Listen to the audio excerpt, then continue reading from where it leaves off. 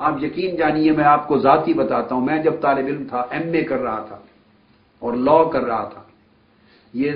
1971 سے لے کر 1975 تک 74 تک کے زمانے کی بات ہے۔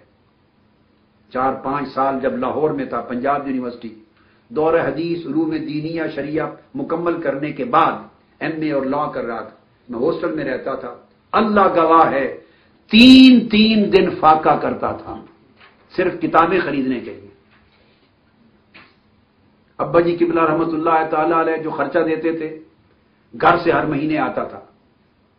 اور میرے والد گرامی رحمت اللہ علیہ اللہ رب العزت نے بڑا تمول عطا کیا تھا، بڑے وسائل تھے ان کے، وسعت تھی،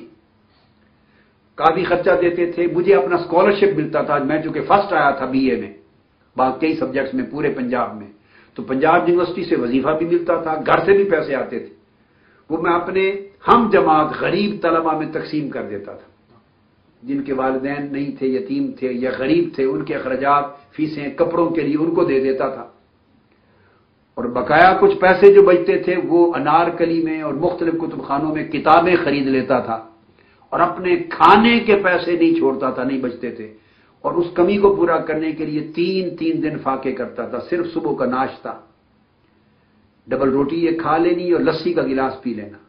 یا ڈبل روٹی کھا لینی یا چائے کا کپ پی لینا، سارا دن نہ لنچ نہ ڈنر، بھوکا رہنا سارا دن، تیسرے دن کے بعد جا کے کھانا کھاتا تھا۔ اپنی بھوک اور پیاس کے ذریعے وہ کمی جو ہوتی تھی پیسے کی اس کی پوری کرتا تھا،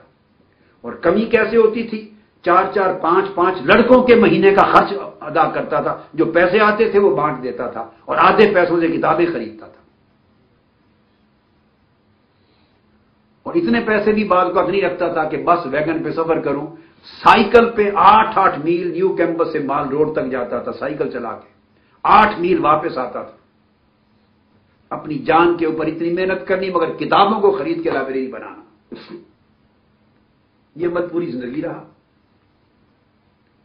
آج بھی اس تکلیف میں، جب بیک کی تکلیف، ٹانگوں کی تکلیف، یہ سب رفقا جانتے ہیں، دنیا کے جس ملک جاتا ہوں 8 10 گھنٹے کھڑے ہو کر میری جان نکل جاتی ہے، مگر کتابیں تلاش کر کے خرید کے 14 سوٹ کیس اور باکس بھر کے ایک ملک سے کتابوں کے لاتا ہوں، 14 صندوق، جس ملک میں جاتا ہوں سفر کر کے آ جاتا ہوں، 8 بکسے کتابوں کے پیچھے پڑے ہوتے ہیں جو کارگو میں آتے ہیں۔ کتابوں کی خریداری کا عمل اس نوجوانی میں شروع کیا، آج کے دن تک ختم نہیں کیا۔ اس میں زندگی ہے، اس میں راحت ہے، اس میں لذت ہے۔ کتابوں کو جب پڑھتے ہیں تو صحبت ملتی ہے، جن کی روایت ہے آپ ان کی صحبت میں چلے جاتے ہیں، ان کی مجلسوں میں جاتے ہیں۔ کتاب ایک بہت بڑی صحبت ہے، تصور ہی نہیں کر سکتے آپ، ہر فتنے سے بچا دیتی ہے، گم ہو جائیں آپ قرآن کی تلاوت کر رہے ہیں سب فتنوں سے محفوظ ہو گئے، حدیث پڑھ رہے ہیں حضور کی مجلس میں چلے گئے، صحابہ تابعین سلف صالحین کے آثار پڑھ رہے ہیں ان کی پاکیزہ مجلسوں میں چلے گئے، پلیدیوں سے بچ گئے۔ پھر علم ملتا ہے، پھر اس علم کے ذریعے دعوت کا فریضہ انجام دیں گے، امر بالمعروف نہی عن المنکر کریں گے۔ آپ سمجھتے ہم تو تحریک کے کارکن ہیں، ہم تو بڑے تنظیمی لوگ ہیں، اوروں کے لیے ہیں، ہمیں کیا ضرورت ہے، ہم پڑھے پڑھائے ہیں۔ پڑھا پڑھایا کوئی نہیں ہوتا۔ تو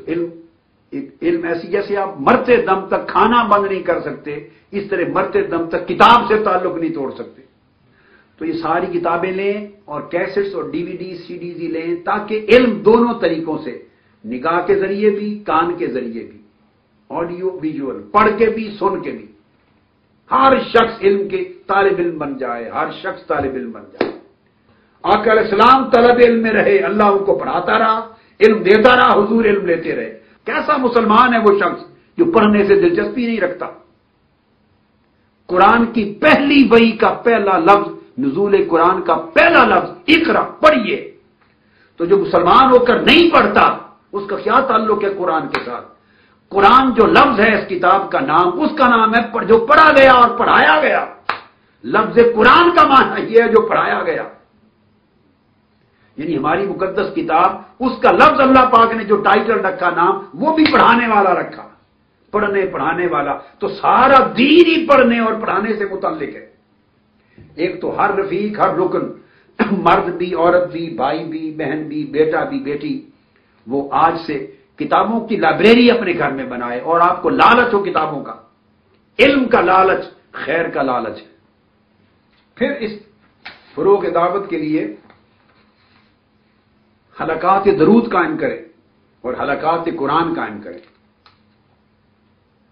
خدمت دین بذریعہ حلقات درود، اقامت دین بذریعہ حلقات درس قرآن، اس طرح کرے.